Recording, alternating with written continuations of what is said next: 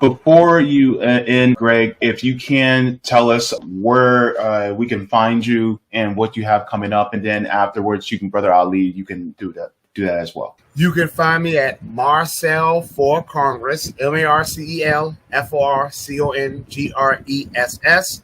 I'm very active on my Twitter. Come on at your own risk. Marcel, the number 4 Congress. And as far as what I have coming up, I have a lot of little events that's coming up in South Carolina. Look, I've been a little overwhelmed. When I first ran on the Democratic ticket, I was not getting invited hardly anywhere.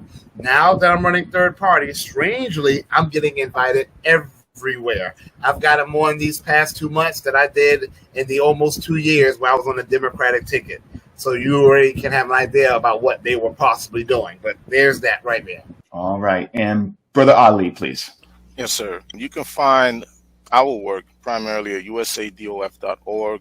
We've been currently working with our freedmen family in the state of Massachusetts, I was going to say Connecticut, because they're also working in Connecticut. They're really the New England freedmen, so they work between Connecticut and Massachusetts. So we've been working with them and various members of reparations task forces there in the state, as well as certain state legislators, in trying to get established some legislation that will be protective and very productive for our family up there. So that's what we've been doing lately. And like I said, you'll find us usadof.org.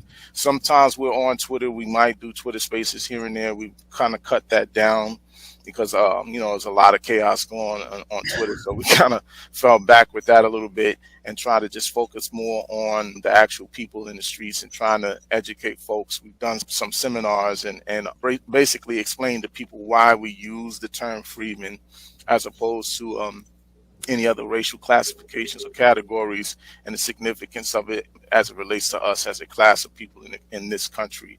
And so that's basically what it is. We've just been doing a lot of education. We've sent an amicus to the Supreme Court pertaining to the affirmative action case and explaining our position on freedmen family in this country and usage of this terminology and the significance of it.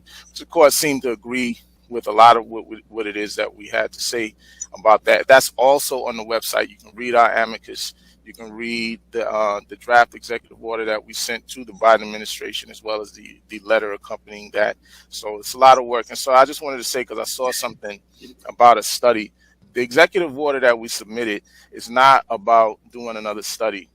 What it really is, an order that will create, if he was to sign the order as is, it would actually create a presidential commission on reparations that what they would do is look into the harms that occurred to our class of people in this country, and then the president should make recommendations based on the reports of those harms to Congress about how to eradicate the problems which we identify as the badges and incidents of slavery. And so that's what that really is about. So when you look at the petition, if you read it, it's actually explained in there. This is a petition for a redress of grievances. It's not about really a study. I just wanted to make that clear. Thank you, guys.